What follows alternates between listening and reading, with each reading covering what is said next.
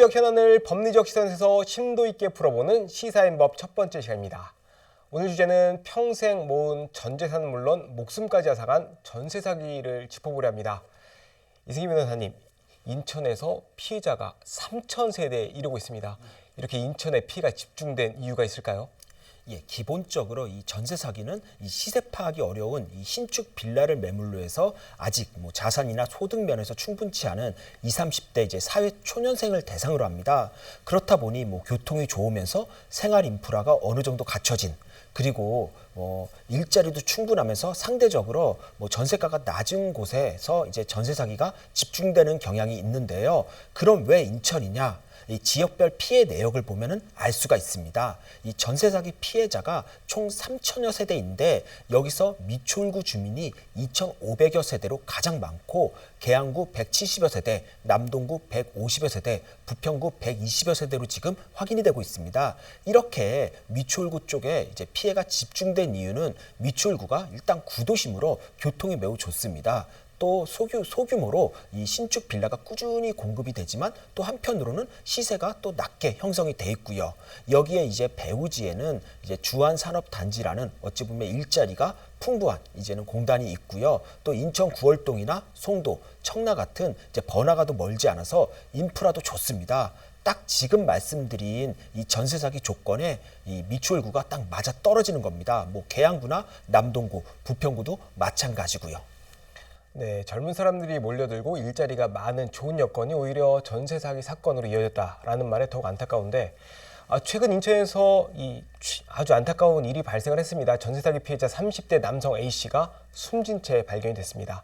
유서를 보면 기존 제도나 정부 대책이 아무 도움이 안 됐다라고 주장을 하고 있는데 최우선 변제금 제도가 있지만 지원을 받지 못했다라고 합니다.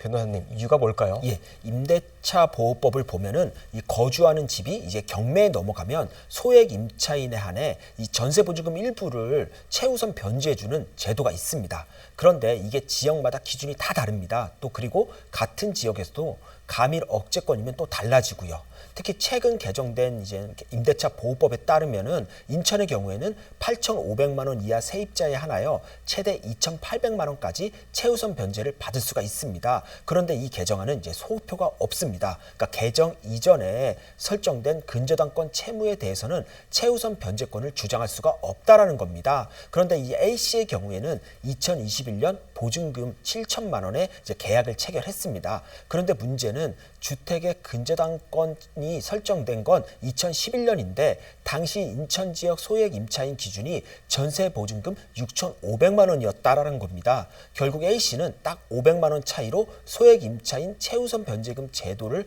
적용받지 못하게 된 겁니다.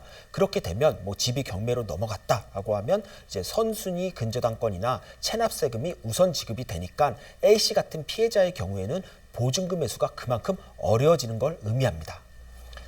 네, 법안은 마련됐지만 소급 효과가 없다. 그렇다면 현재 피해자들은 대부분 법 개정 이전에 피해를 본 사람들 텐데 개정안이 그림에 떡일 듯합니다. 또 하나 짚어보죠. 정부는 피해자를 구제하기 위해 최대 2년까지 살 수 있는 거처를 마련하기로 했습니다. 여기에 전세보증금에 가입하지 못한 경우 최대 2.4억 원을 저리로 지원받을 수 있도록 하고 있는데요. 그런데 이 도움도 A씨는 받지 못했다고 하죠.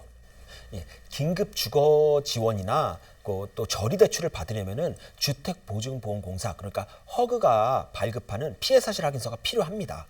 그런데 이 확인서는 주택 경매가 끝나거나 강제 퇴거 조치가 이뤄져 실제 전세 사기 피해가 확인됐을 때 발급이 되는데요. 문제는 이 A 씨의 경우에는 집이 경매에 넘어갔을 뿐 매각 기일이 잡히지 않아 이 피해 사실 확인서를 발급받을 수가 없었다라는 겁니다. 그렇다 보니 정부 지원 역시도 받을 수가 없었고요.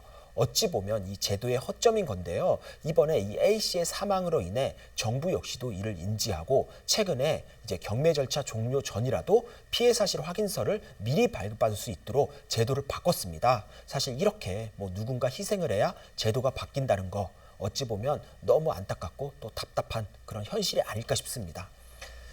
네, 정부가 미리 대처를 했으면 좋았을 텐데 또 소잃고 외양간을 고친 격이 된 셈이 됐습니다. 이렇게 피해자가 속출하고 올해도 새로운 피해자가 양산할 수 있다 이런 우려가 나옵니다. 때문에 전세 사기 방지를 위한 법안이 마련되고 있는데 변호사님 실효성은 있다고 보십니까? 예, 새로운 피해자가 나오지 않도록 하는 이제 전세 사기 방지를 위해서는 최근에 국회에서 이미 발의되거나 뭐 통과된 법안도 있습니다. 그런데 이제 전세 사기 방지법이라고는 하지만 이게 단일법이 아닙니다. 뭐 임대차 보호법이나 민간 임대주택법 또 공인중개사법 등 이제 관련 법안을 이제 통칭하는 건데요. 일부는 뭐 기존 법안 뭐 내지 대책이랑 중복되는 부분이 있습니다. 하지만 그럼에도 저는 이 법안들이 어느 정도 의미가 있다라고 보는데요. 먼저 허그가 제공하는 이 전세가율을 이제 기존에 100%에서 90%로 낮췄는데 이 부분은 의미가 상당히 큽니다. 예를 들어 3억짜리 집이면 그동안은 3억까지 보증이 되니까 무자본 갭 투자를 통한 전세 사기가 그만큼 쉬웠습니다. 그런데 이걸 90% 그러니까 2억 7천만 원까지만 해주게 되니까 최소 3천만 원은 이 전세 사기 집단에서 자기 자본을 마련을 해야 됩니다. 그러니까 그만큼 전세 사기가 어려워졌다는 점에서 전세 사기 예방의 기본 틀은 마련됐다라고 평가하고 싶고요. 그런데 다만 하나 아쉬운 부분이 있다면 지금 전세 사기 방지 법안이 보통은 이제 빌라안과 같은 대규모 주택 보유자를 대상으로 해서 나오고 있습니다. 그런데 현실에서는 이 수백 명의 바지 사장을 동원해 1인당 한 채에서 두 채의 주택으로 전세 사기를 저지르는 이 변종 이제 수법이 계속 나오고 있거든요. 한마디로 범죄도 계속 진화한다는 겁니다. 그렇기 때문에 이런 부분까지도 좀 미리 대비를 해서 법안을 좀 만들어놔야 되지 않나 싶고요. 이제 뭐 소 잃고 외양간 고치기가 아닌 더 이상 소를 잃지 않기 위해 외양간을 미리부터 좀 튼튼하게 지을 필요가 있지 않나 이렇게 생각을 합니다.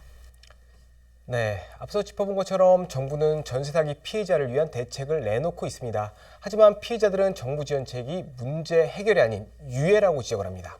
특히 대규모 주택이 아닌 소규모 주택으로 전세 사기를 저지르는 변종 수법까지 나오고 있는 만큼 정부의 세심한 대책 마련이 필요해 보입니다. 변호사님 오늘 말씀 감사합니다. 여기까지 듣겠습니다. 예, 감사합니다.